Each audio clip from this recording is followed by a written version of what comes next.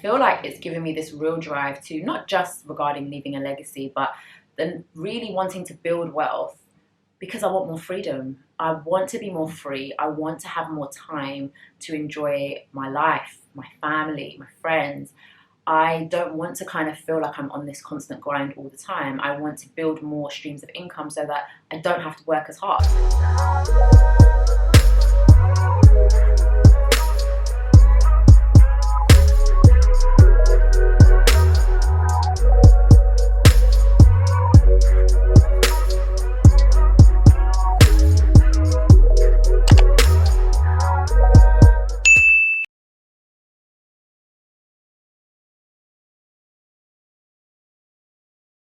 Hi guys, welcome back to my channel. If you're new, please do hit that subscribe button. So in this video, I wanted to talk about how grief can impact you financially.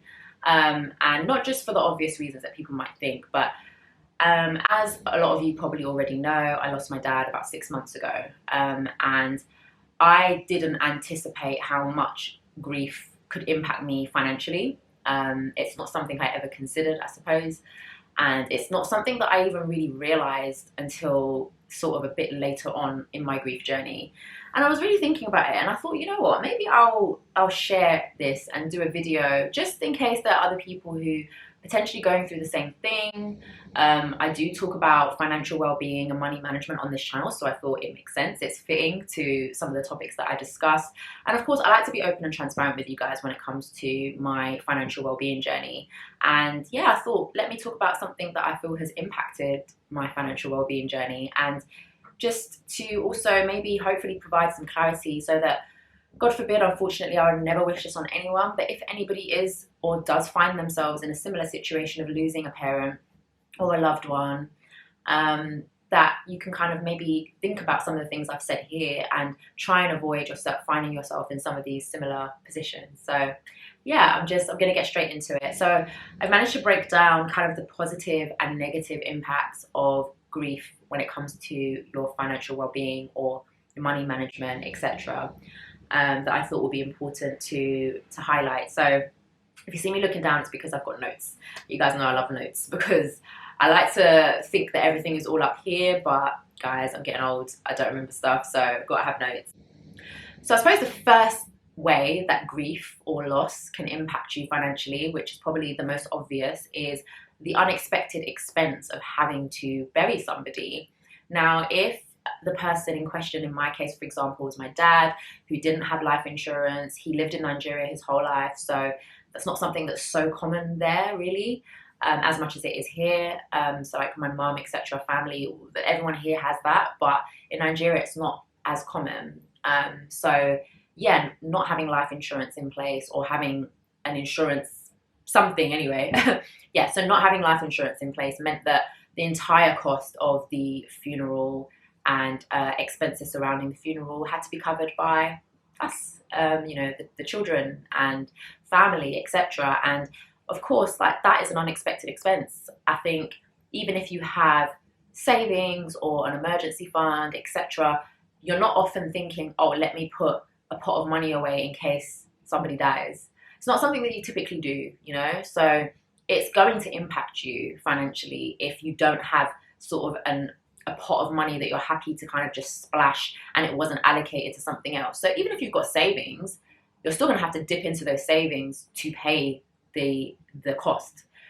So that's probably some savings that you were saving for something else. So it can still be seen as a negative impact because it's like, well, I thought I was going to use that money for this, and now I'm having to fork out thousands of pounds for a funeral. And don't get me wrong, like, I have no regrets, you know, I don't regret any money that I spent on the funeral or any expenses, etc. Like, that's not, like, when you really think about it, like, there's no amount of money that's going to bring my dad back. But if I could, I would empty my entire bank account. Well, I kind of did, didn't I? But I mean, I would do everything I can, like, if I could have him back. So it's priceless, really. But I just thought it was important to highlight it because it's something that, yeah, a lot of people probably maybe haven't realized it or don't realize it.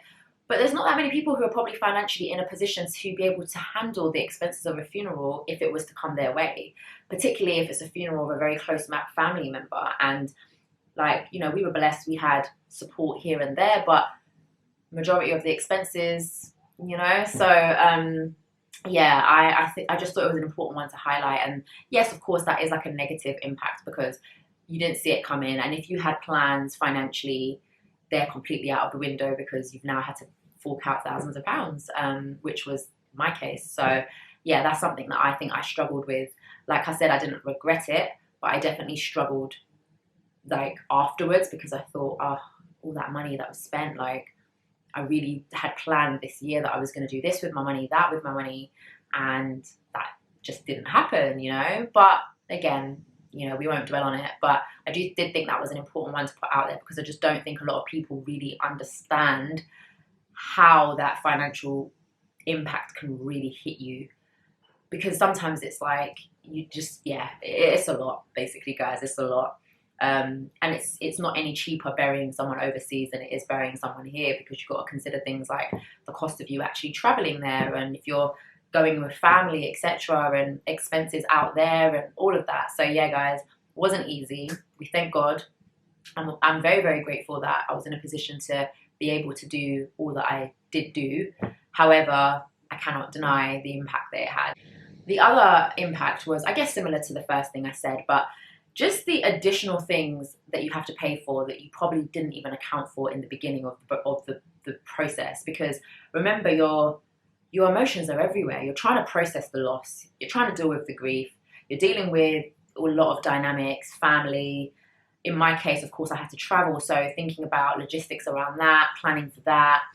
And then, yeah, there's just sometimes just these unexpected things that you just didn't even think, oh, yeah, I have to do that as well. And, oh, this and that. And again, you didn't budget for it. So even if you thought you budgeted for it in the beginning, when you think, okay, right, this is how much everything's going to cost me, cool, put that amount of money aside, there are other costs that just creep up out of nowhere that you're like, I didn't know this is how much goes into a funeral. I didn't know. So yeah, I think that was also something that impacted me, just the sort of unexpected expenses that popped up throughout the funeral planning process and also the burial as well.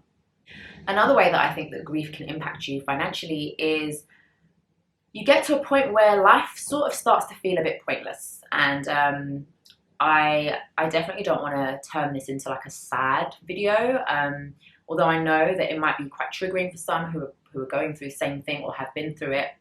So I do apologize if anybody is triggered by anything I'm saying, and I don't say any of this lightly either, but I do think that it can send you into a very dark space mentally, and you can start feeling like life is quite pointless. And I won't say pointless to the point where I ever felt like, I mean, I had some dark moments, I'll be honest, but not like pointless like I don't want to do life anymore, but just pointless like, well, people that I care about are just going to die, and like what's the point of all of this? And so you start kind of developing an unhealthy attitude towards money. That's the way I would describe it.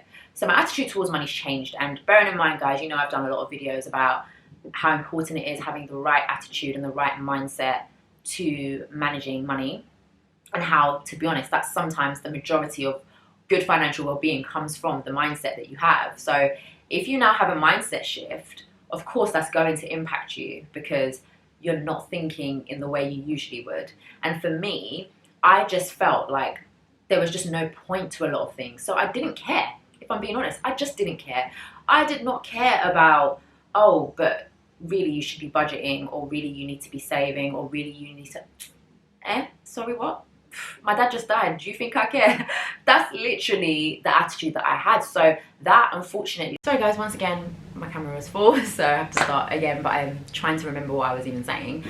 But yeah, essentially, I just think that my attitude to money sort of changed. I wasn't really following my own money management tips and my own money management principles. And I want to be really open and transparent about this, because I know that like a lot of people want me to share more content around financial well-being and money, and I just feel like I'm not going to do that if I feel like I haven't even been following my own tips, you know. And I definitely went through a phase when I wasn't, so we thank God for kind of putting myself out of that. But I really did want to be open and transparent about that period, and that is why you didn't see any content from me around money or financial well-being, because how could I, when I knew that I was just out here not even caring about money. So yeah, my attitude was very much like I just didn't care. I would just buy things for the sake of it, just splurging, not even splurging, but just not being conscious of how I was spending. Like before, I would know like my bank account balance to the penny. So I would know how much I have to spend on things, and I would allocate amounts to different things. I would have very strict budgets, etc.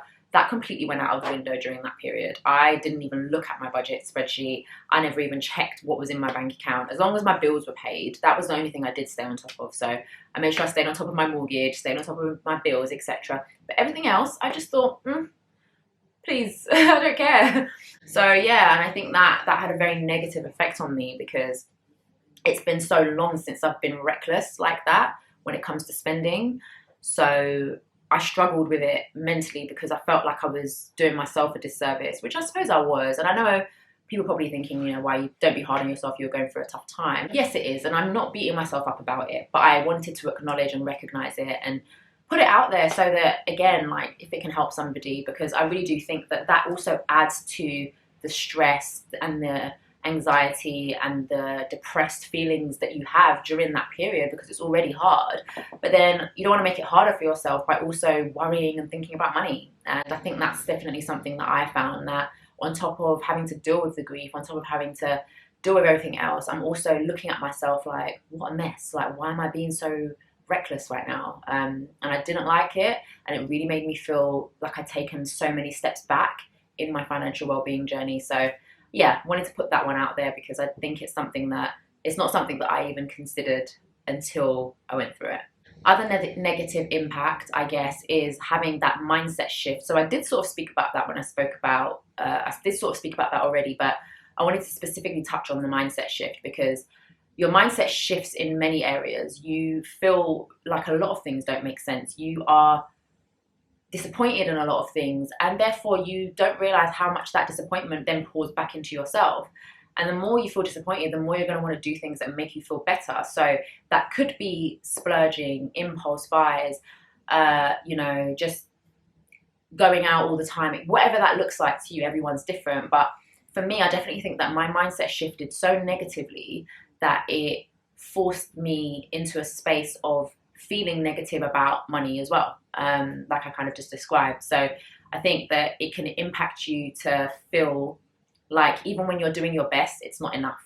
And because you've just had to fork out a lot of money for something, for a big expense that you didn't prepare for, didn't budget, you then feel really hard on yourself about all of the progress that you've made. So for me, I definitely went through why didn't I have more money? You know, this would have been fine if I didn't decide to go on all those holidays. And even though it's like I wasn't even recognizing that, even in the middle of grief and loss, I still was able to buy my first property. I was still able to do all these things, get a new car, etc.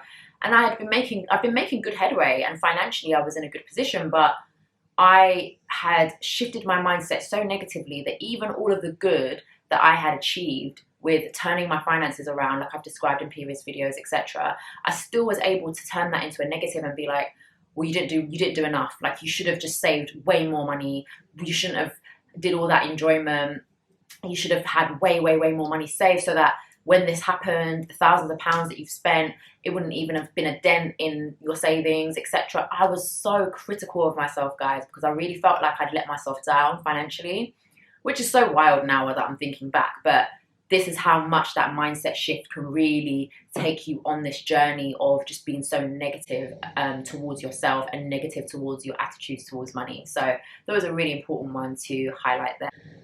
Another way that it can impact you financially is, again, because of probably bad money management, you might find yourself spending on credit more than you usually would. So I think I've mentioned in previous videos that I've got 2 credit cards. They're both quite high credit limits, and I typically use them in such a way where I will spend on my credit card and pay it back straight away. So I was never had a balance, so to speak.